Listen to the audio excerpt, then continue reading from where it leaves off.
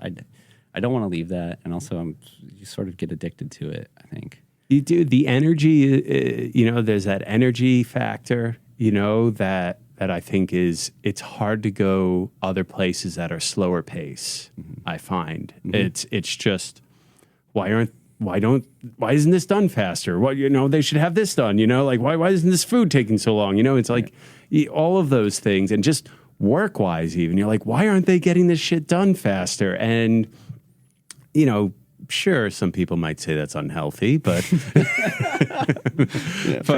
but it is something about working really hard here, and every little inch you get, every little bit you get, you really feel like you've earned it. You really feel like you can savor it a little bit more, whereas a lot of other places, it's so much easier. You take it for granted. You don't savor that bite of surfing. When we get that swell and it's good, like you gorge on it for sure, but you also really try to savor that moment and bottle it almost. For sure. Yeah, I totally agree. It's that is true for a lot of different things too, and like especially with surfing, because when it gets when it gets good, it gets really good. Yeah. And then, you remember those days, and you work really hard to have those days, and you go out a bunch of days and it's not very good. And once you get it, it's like, oh, that was awesome. You really, it's like your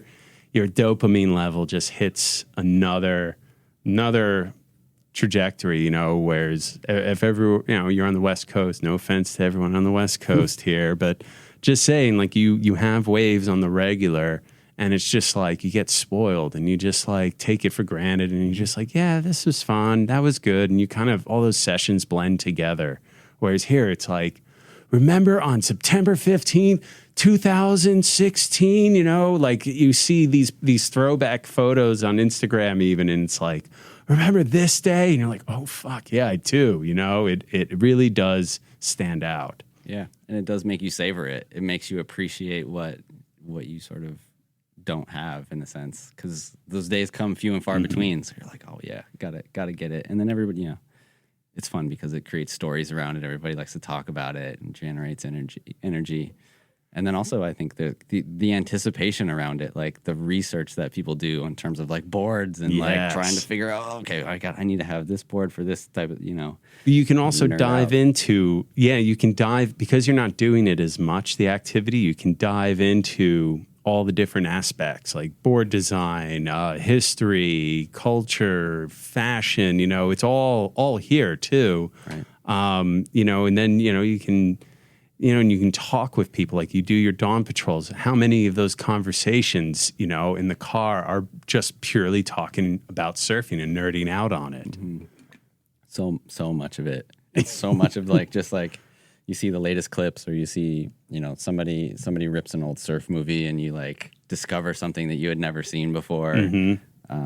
And it just like opens your mind to like you said, like I feel like I appreciate surfing so much more that like I want to really look into like the history and a lot of the boards that like our friends ride or are older boards. Yeah. And like just like nerding out on like the history of surfing and where things came from, why people were riding the things that they did, and like having conversations around that, and then like getting put onto like new shapes or like new shapers is so fun. And like that is also like a huge part of surfing. It's just like this sort of like wormhole you can go in.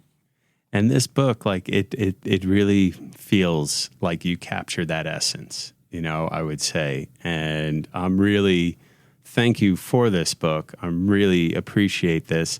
So for our listeners, if you want to get yourself a copy, they can go to www.yawn-patrol.com. Mm-hmm. Is that correct? That's it. Or you can go to Head High Book and Coffee Shop over by the Brooklyn Navy Yard, where our friend Moscow has it on sale, or it'll be at Pilgrim and Alameda Club and other fine, reputable surf spots, I imagine. Yeah, totally. I'm going to shop it around a couple bookstores too. Hopefully, there's some interest, but yeah, you can get it online or get it locally. Support your local shops and support your local bookstores and surf shops. Do you think you're going to do a different version of this, or Maybe the Arvo sesh you can do. It'll be the post, the evening surfs, or even post surf. Like hanging out at the bagel place and just all B&B photos. Yeah, you know what? That'd actually be kind of sick. I think that would be an awesome book, and I think they would be stoked on it. And you just like every time you go in there, you order something different, and you take a photo of that too. That's awesome. So there's like half of the graphics that we actually 90% of the graphics are kind of rip-off graphics. Nice. But I have a B&B graphic. No way. That's Yawn Patrol. And I'm just waiting for the right time to use it. It's awesome. I really love this book. I love the feels. It really, I think, captures all the things that we kind of experience. And I think the mood, the darkness, it's really, to me, like, oh, this is my experience. And I think a lot of New York surfers are going to really appreciate this book. So, Hoshi, thank you so much for coming on. We really appreciate it. Yeah, thanks for having me. And if they want to follow you on Instagram, it's at yawn.patrol. Yep, that's it. All right. So all our listeners, go follow them there.